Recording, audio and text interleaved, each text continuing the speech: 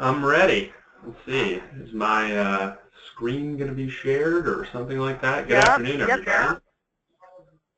All righty. Do it. All righty. Good afternoon, everybody. Thank you very much for listening in, and thank you very much for having me. Just so we can talk a little bit at the highest level about what today's webinar is going to be like, and although we have an hour blocked off, hopefully we can be judicious with everybody's time and use it accordingly. I titled this one, How to Decide What Your Franchise Website Looks Like. Ultimately, I think a lot of the questions that we get here at Franchise Help are about website design. For those of you who have looked into website design before, you probably realize that it's a super complicated topic. There are lots of opinions out there about how to do it. There's lots of tools available for people and they claim to help you how to do it. At the end of the call, if there's specific questions that people have about, what to use, how to do it, where to get started, what the process looks like, I'm more than happy to take those because I want to make sure that ultimately I use your time as well as I can for yourself. Today, I'm going to focus a little bit more at kind of the themes at the high level. I think a lot of times people get bogged down in the details of what their franchise website looks like. Does this go here? Does that go there? Does this go here? And what they ultimately miss on is the idea that what your franchise, how to think about what your franchise website looks like is actually governed by some very, very high-level concepts that we'll talk about today, and hopefully everybody finds it very, very, very helpful.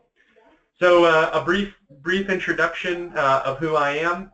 Originally studied accounting and legal studies. I went to Wharton, so if there's a numbers tinge to everything that I say today, then that's apologize. It's kind of the background that I come from. Ultimately, I was a consultant and then started in marketing here at Franchise Help and now act as the general manager, so kind of oversee everything that we do here at Franchise Help, ultimately kind of the tech leader in the franchise lead generation industry. So think certainly a lot about what our website looks like. We talk to a lot of our clients about what their website should be. Part of how I craft the materials for these webinars is talking to people, understanding what kind of questions they are, et cetera. They have, et cetera. So very briefly, for those of you who have listened into some of my webinars before, this is a third in a series of 4. Seems like just yesterday that we got this whole thing started. The first 2 were about kind of the whole concept of thinking about the internet to find franchisees.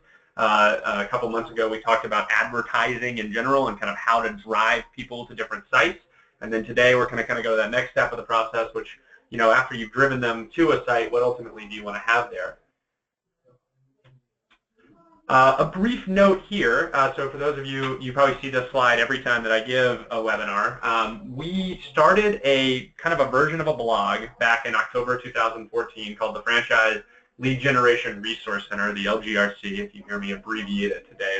And ultimately, the goal that we were going for here is, we had heard years and years of feedback from people that kind of portals were black boxes, and when franchisors or brokers or consultants or anybody had ended up working, there was this feeling that I pay in a whole bunch of money, I get leads, maybe I get sales, maybe I don't get sales, I don't really know, and the whole thing is just like, I don't understand how the machine works.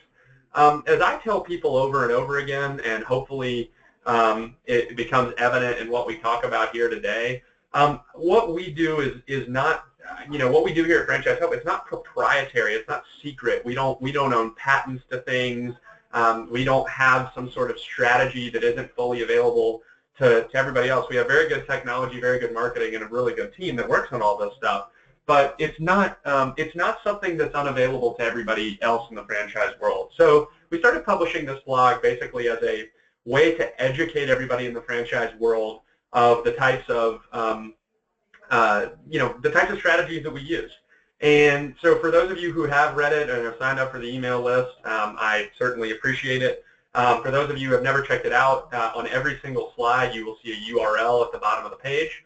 That URL drives to the page that you see there, which is the homepage of the Lead Generation Resource Center.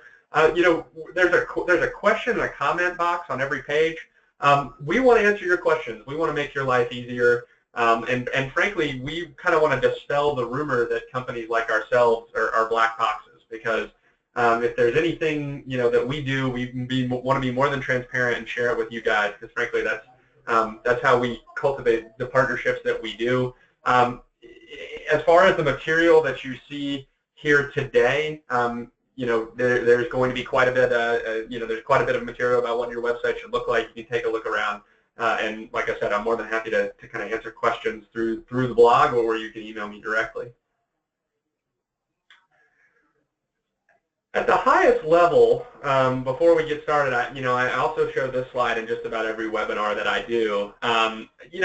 We talk about the 4 steps of franchise lead generation, and this, the examples that you see here have to do with, online only. But really, we're convinced that these 4 steps apply no matter how you're finding new franchisees.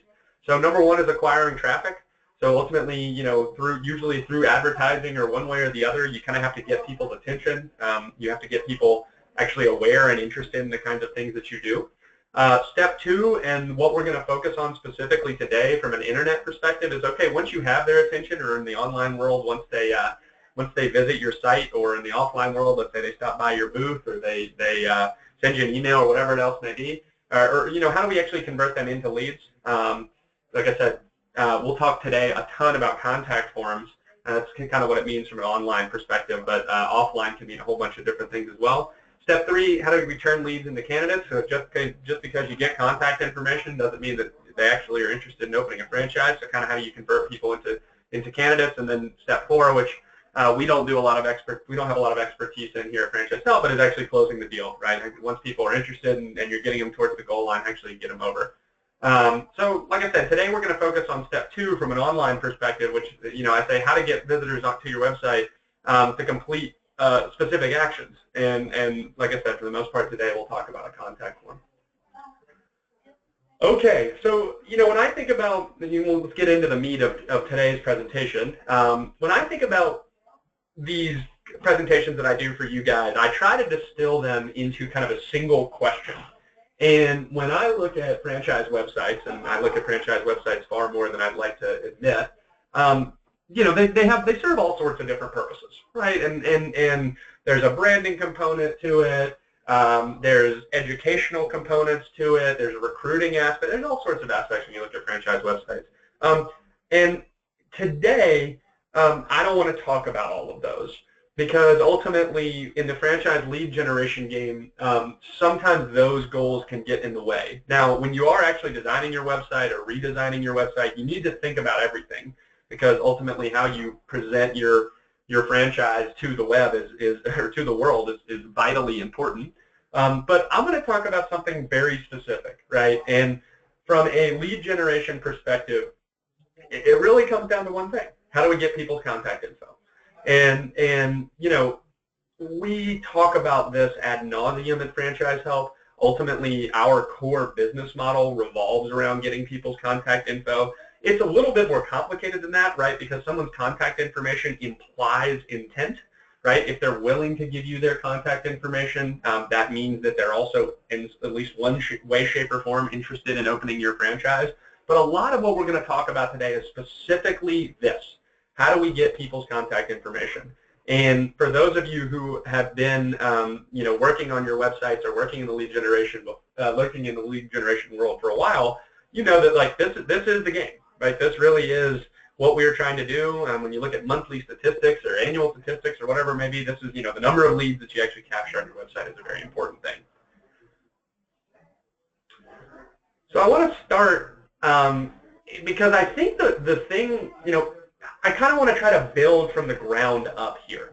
And the one thing that kind of is the most confusing to me when I talk to franchisors about their websites is about tracking.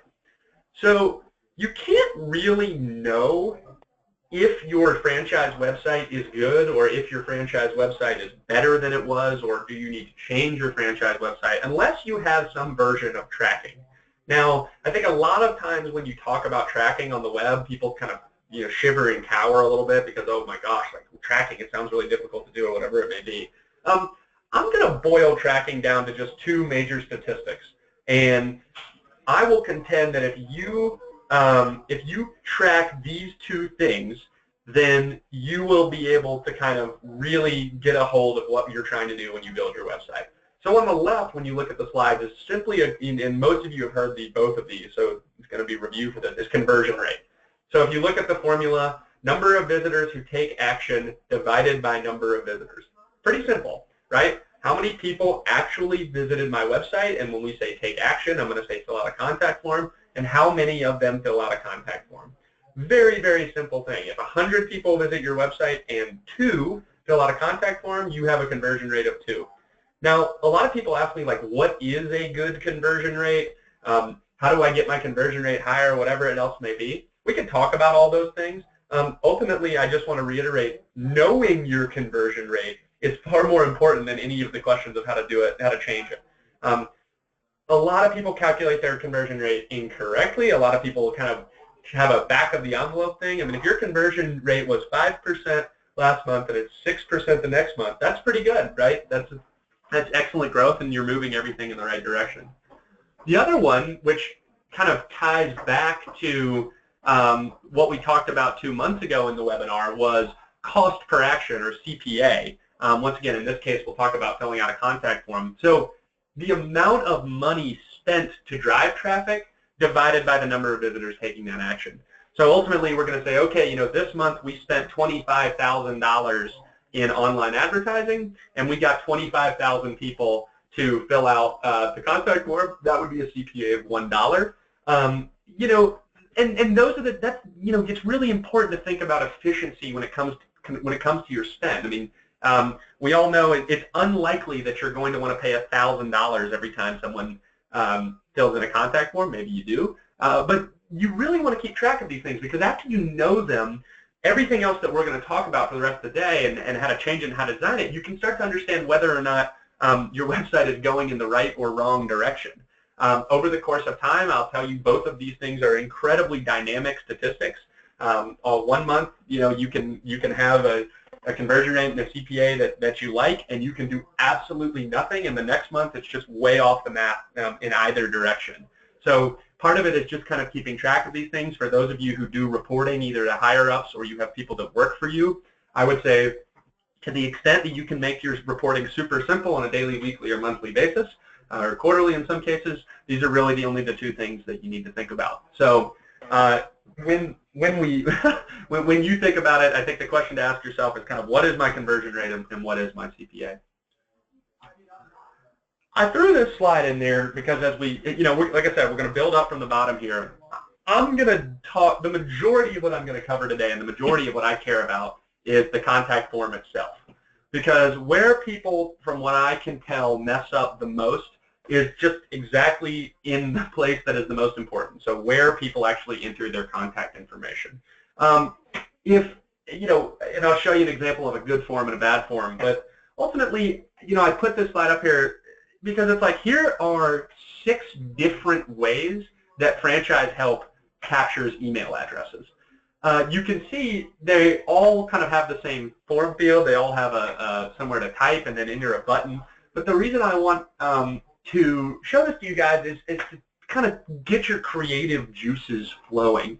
I think a lot of the critique that I would have of the franchise websites that are out there are that they're just so cookie cutter, right? And everybody thinks that it's like, oh, this is what this person does, I just want that, and then I don't want to think about it anymore. Ultimately, if collecting leads via the web and finding people online is going to be a core part of your strategy, just doing what the other guy does is unlikely to kind of get you over the goal line and get you to somewhere that you want to be. So I put these up here, and I would encourage you, right now, if you have a notepad in front of you, kind of jot something down. Anything that you can think of as a good hook, and in this case, they're all email addresses, but it could easily be name and phone number as well. To get people to think about contact forms and how you can think more creatively about contact forms is vital, right? We all can think about the franchise website where in the middle of the page it says, here's why our franchise is amazing, and then on the right rail there's a nice long contact form that says, well, if you're interested in opening a franchise, please fill this out. And I'm not saying that's bad. That may have a conversion rate that it works for you guys. I'm just saying that there's an opportunity to do more and to be better. It takes a lot of work, and as you guys probably realize, if you've designed or redesigned a website before, it's not something that happens overnight. But I want to put this up here to kind of get people thinking more creatively. Okay, so the contact form. I don't remember where I got the one on the right. I'm pretty sure that it came from somewhere in the franchise space. But at its core, I just wanted to show you very clearly what I consider a good form and what I consider a bad form. And I will tell you and let you in on an industry secret, if you would. The number one thing you can do to increase the conversion rate and decrease the CPA on your website is to make your contact form better, right? And on the next slide, I'll kind of talk about what it means to make your contact form better. But here, I just kind of want to show you, when you look at it in aggregate, look how much sleeker, how much more modern, how much bigger the fields are, how clear it is that what you want someone to do, how clear cut, if you would, it was. Now, I know that the cynic out there, or the person who more grizzly veteran of the franchise lead generation world, what they're going to say is, the reason my contact form looks like what it looks like on the right, and I don't know if anybody on this call, that's their actual form. If it is, I apologize. They're going to say, well, I don't want to talk to tire kickers. And I know that if somebody fills out this form, that they're super interested in actually opening my location. So one, I don't think that's necessarily true, right? If we like to talk about it over here, that people with money are often impatient, right? Simply to fill out what you have on the right side of the form is going to take a long period of time. And I've never been presented with any evidence that longer contact forms lead to more qualified leads. Just never been presented that way. And frankly, you want more leads. Everybody tells me they want more leads for cheaper. So by coming up with a solid, savvy, modern contact form, it is, I promise you, of all the things you can do, it will be the thing that by far changes the performance of your website the most. I would encourage you, to the extent that you want to visit your franchise's website, that you want to visit Franchise Help, most importantly, visit competitors' websites. I bet the #1 correlator to who is having success on online lead gen is going to be what their contact form looks like, and kind of how it's displayed and what it says. So my contact form advice, right? I want to make it completely, as simple as I possibly can, right? And these rules of thumb ultimately should be as good as we possibly, the best I can do. And then if you follow these, I promise things will get better. #1, fewer fields is better. I mean, every field that is in your form stands in the way of someone filling out a form.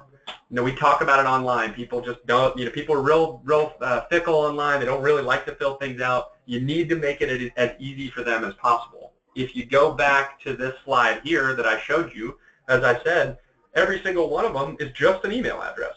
Now, I understand that, oftentimes you want more than an email address because you believe it's more qualified or you want to give them a call, and I totally understand that. And I'm not saying only capture email, but I'm saying with every single field in your form, please ask yourself if it has to be there. And when you go look at your competitors' forms, you will not believe, there are people who have 100 fields in these forms. There are people who have franchise applications, the forms. Nothing more than name and email and phone. It just seems like anything after that, maybe you need it. You're going to know your franchise better than I do, but it pains me to ever recommend doing that. #2, ask yourself if a field really has to be required. This whole, and this whole required fields thing, it's kind of funky, right? Ultimately, you guys and us, we're clamoring for people to fill out forms. We want, please give us your contact information. If you don't want us to call you, that's fine. I'm not going to make the phone number required. If you don't want us to email us, that's fine. I don't want to make that required. If you don't want to give us your name, that may be fine. To the extent that I think about it, I would tell you that no fields have to be required. Right? Why are you requiring, unless, I can't even think of a really good reason why you would make it. But perhaps the way that you have your follow-up system, it works specifically with email or specifically with phone numbers. I will tell you, as someone who contact forms all the time, If you have a required field without any sort of validation, for example, for phone number, you're going to get a whole lot of fake phone numbers. But I would ask yourself if the field has to be required. Checkboxes and drop-downs are better than type-in. So this one's pretty interesting, right? Because if you go back to that kind of form that I wasn't such a fan on this slide, you kind of see they have some drop-downs, but they also have these like big type-in fields, right? Type-in is the kind of thing that really decreases your conversion rate. People don't like typing, giving more information. It's just so much easier to click something. And you know, checkboxes are the same way. Is this you? Is it not? Please pick one of these. It's just such a lower, you know, transaction cost, if you would. So when you think about your contact forms, to the extent that you do want more fields or you do want more information, or there's something clever that you want, I can promise you that from a conversion rate perspective, you're going to be much happier with kind of easier things like checkboxes and drop-downs. We'll talk about it at the end, but please don't forget mobile forms, right? And I'll show you what, you know, at the end, kind of how many people actually come to Franchise Help via mobile, and your websites are probably not that much different. What forms look like on mobile are equal, if not more important than what they look like on desktop, and I would argue they're more difficult to think about. If you think people don't like filling out forms on a desktop, they really don't like filling out forms on a phone. So keep that in mind. When you're working with a designer, I hope, you know, some of you are at your desk right now loading up your own franchise's website on your phone, and you're realizing, holy crap, like that is just a pretty crappy contact form. That's why we have a conversion rate of 2%. You know, try to make it as easy as you possibly can. I'm going to go back here and see. I'm pretty sure on mobile, if you visited Franchise Help, every single form that you see here would look identical on mobile. It would likely take up the whole screen as it would work on desktop. So don't this form here on the right, you can imagine what that must look like on your phone. And then finally, the overarching thing, and the one that, you know, the big thing that I don't want anybody to forget, make it easier for people. That's it. The internet is, you know, it's a difficult medium already. You've overcome quite a bit to get people to your website and to get people to look at your contact form and even consider giving you their contact information. You know, one of the jokes we like to make at Franchise Help is, who gives up their contact information? Like, who does that anymore?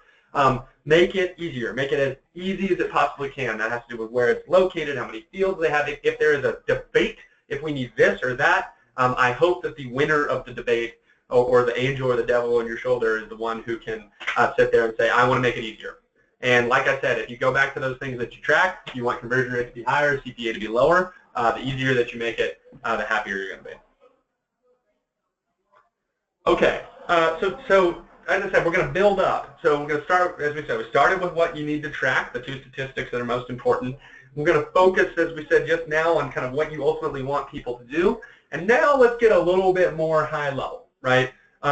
Now we're going to get into, you know, as you notice so far, I haven't mentioned probably any of the things that you guys think about a lot when you think about a franchise redesign, or you know, what do I want things to look like, colors, shapes, all that kind of stuff. And you're not going to hear a lot of that from me. But let's talk about 3 themes that I really hammer home when what we think about what franchise websites should look like. So the first one is all about the fold. Now, for those of you who have heard this before, and that might be all of you, it might be none of you, the fold theoretically is something that comes from the world of newspapers, and I gave you a little image there on the left. So when you used to fold up a newspaper and it was delivered, the phrase above the fold talked about everything that's kind of in eye view when you first land there. Now, in newspaper times, you know, the reason it became so important was, you know, when people were actually selling the newspapers on the street or in a newspaper dispenser, whatever it may be, you really wanted to catch people's attention. So what went above the fold was vital, because that's all you had to see when you were deciding whether or not to make a purchase decision. The most famous newspaper articles of all time are generally front page above the fold, right? And there's no, of course it is. Now the fold, the concept actually applies directly to what goes on in franchising, on websites as well. So the fold, as we define it on the website, is what is on the screen when you first load the page. Now, for those of you who track kind of bounce rates and exit rates and kind of all those fun things, you'll realize this in a big way, right? The first thing that you see when you land on a web page is going to be very, very important. the most expensive or the most valuable and the most tech-savvy companies in the world, when they design their websites, they actually have people wear like special helmets and special technology to actually see where their eyes go when they look at the website, because how your eyes move when something first loads is very, very important. So generally, franchise websites are a little bit longer. They certainly have a whole bunch of information below the fold, but what you decide to put above the fold can make or break your success, right? Because you want people to be really attracted to what they see there. So what goes above the fold? Most obvious, CTAs, calls to action, what you want people to do. A lot of people, through an odd fallacy, sometimes put their CTAs at the bottom of the page because they think that people are going to read all the way down, and then at the end of it, they're just going to click a button. I would argue that that's an imprudent decision, that you really want your CTA, whatever it is, in these times, probably a contact form, to be above the fold and very clearly and easily accessible, so there's no confusion about what it is we want to do. For those of you that are familiar with the AIDA model, no, it's not AIDA, the opera. It's attention, interest, desire, action. That's kind of the way that you think about marketing, and in some cases copywriting. It's the flow that you want to take people through. So I generally think of A and I really need to be above the fold. So attention.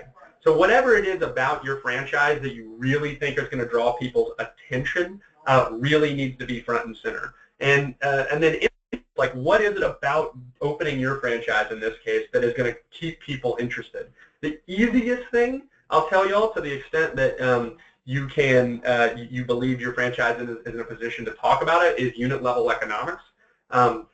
If you can, at the very high, the very top of the page, be like, this is, what you can expect to make when you're one of our franchisees, and I know that there's some legality around it, but that's an amazing attention getter. And you don't want to bury that down, and if you do bury it down, you're immediately going to have people asking, well, why wasn't that information provided to me immediately?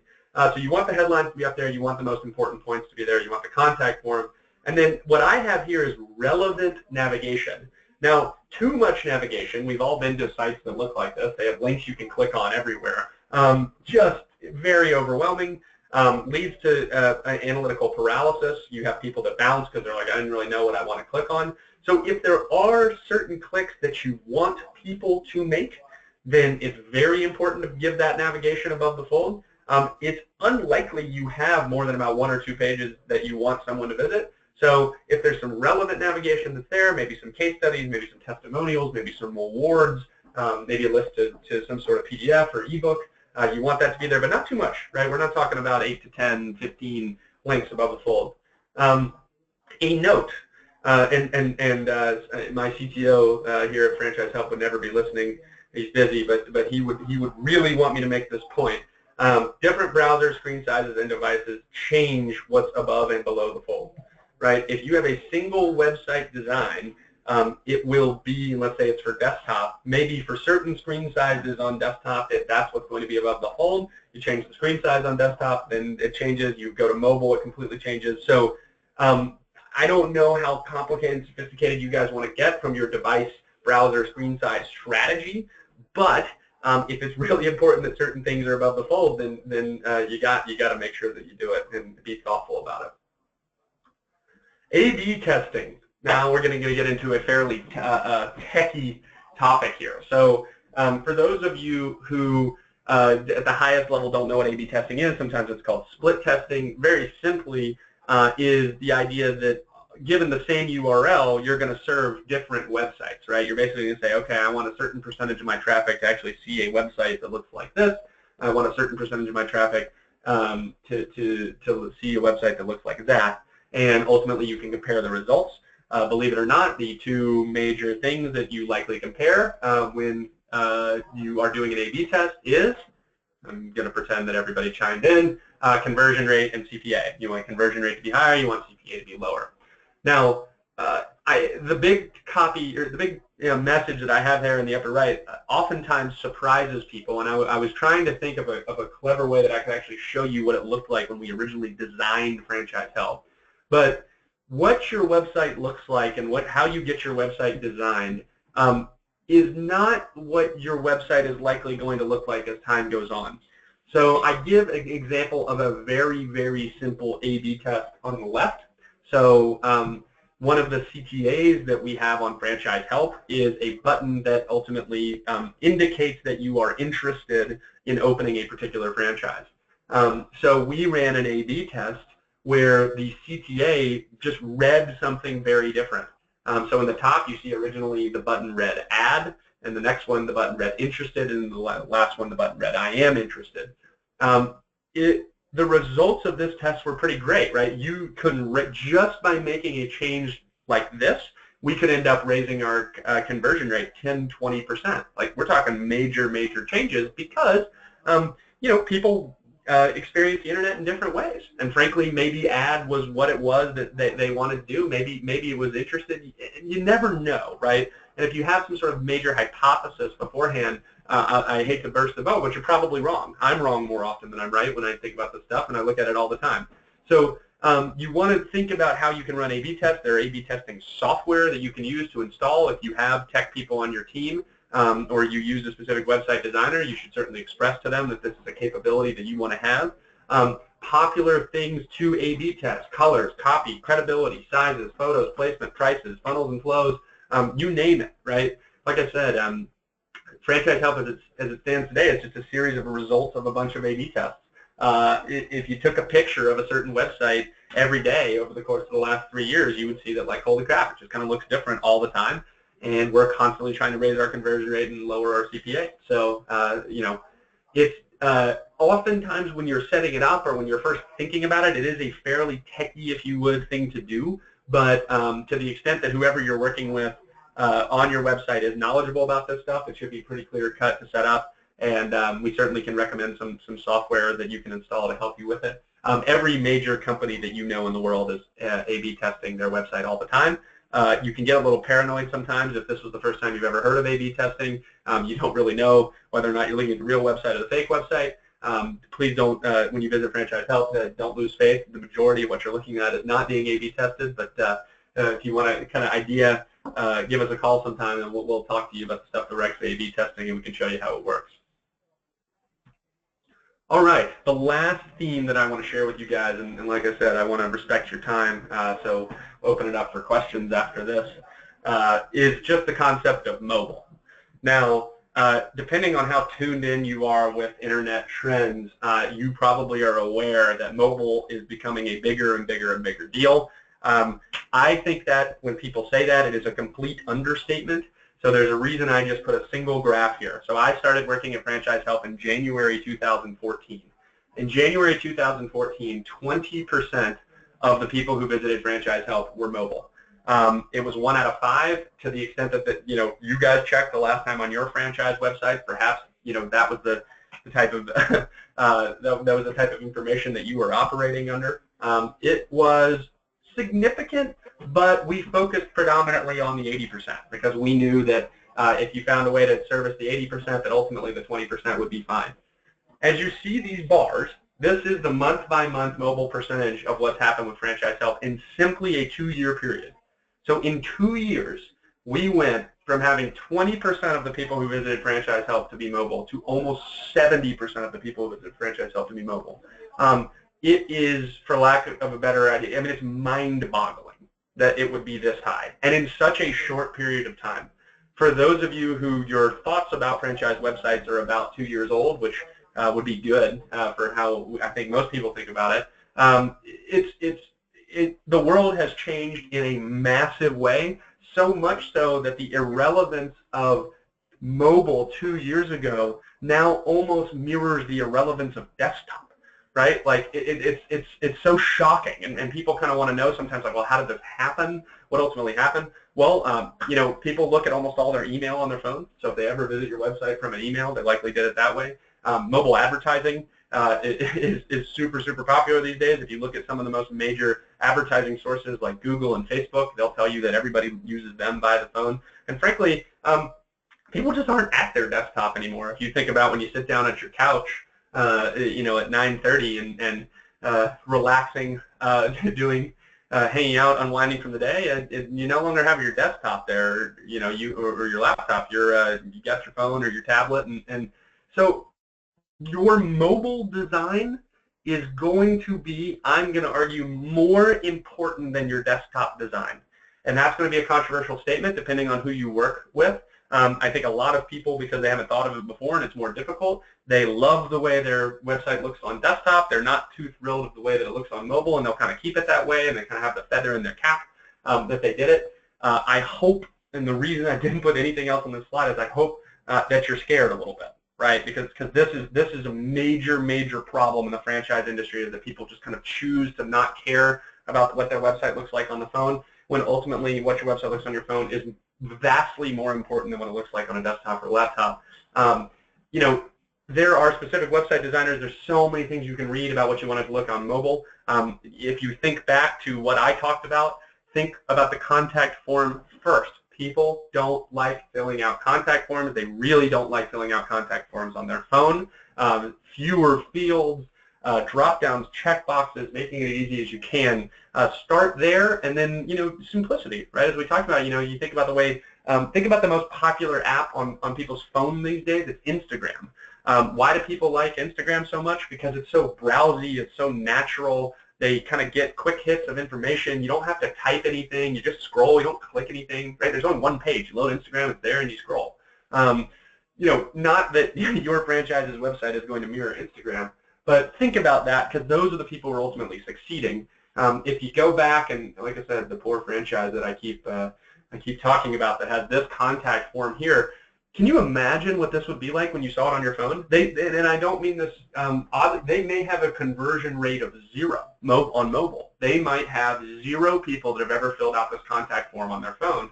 And if you think about the idea that 60 or 70% of people that visit their website is mobile, it's devastating, right? And so, you know, I think the idea, and as I wrap up, you know, I want to come back to kind of how I started this thing. And look, there is no shortage of information and no shortage of opinions of what people are going to tell you about how your website should look. Everybody, it seems like everybody's like, oh, I'm redesigning my website, I'm going to do that, I'm going to do that. Think about the highest level things, right? Think about what you're actually trying to accomplish, increasing your conversion rate and lowering your CPA. Think about your contact forms, make them easy. I guarantee you right now, you don't need to redesign your website. Just go make your contact forms simpler, and you're going to be happy. Think about mobile, think about the fold. I mean, very, very simple things. It's not easy to execute. I know that, and I'm not going to sit here and tell you that redesigning your website or designing your website or A/B testing your website is something that's going to happen overnight. I am saying, though, you have the ability to enact a whole lot of change and a whole lot of positive influence over how you attract leads. For those of you who sat in on the webinar a couple months ago when we talked about ad buying, it ultimately ties to this one-to-one, right? You want to buy traffic to a website that you think people are going to convert on. So when you fix your website, or when your website gets better, then your ad buying strategy gets easier as well. So, you know, like I said, I didn't cover a lot of details here about exactly how to do this and whatever, and I'm more than happy to kind of follow up and give some recommendations and some resources. But when I look at franchise websites, I kind of, you know, I hope this is a good overview of the way we look at it. So thank you very much for your time, and I'm more than happy to answer any questions that we have and dig into anything else. Thank you. Thanks so much, Eli. At this time, we are going to open up for questions. So if you have one, please either type it in the question box or raise your hand and I'll unmute you. I'm just going to give it a minute before we close it out. Sure. You can also send Eli an email at eli@franchisehelp.com if you have additional questions that may come up later.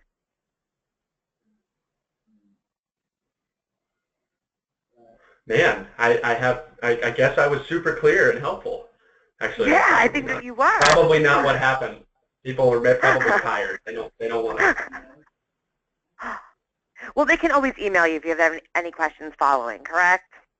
Of course. I only think about this stuff about 16 hours a day, so exactly. You know, I'm more than happy to be helpful any way I can. Oh, that's awesome. Thank you so much. All right, everybody. Well, thank you all for your time and attention today, and you have a great day. This call will be recorded and available for you to listen to after it closes.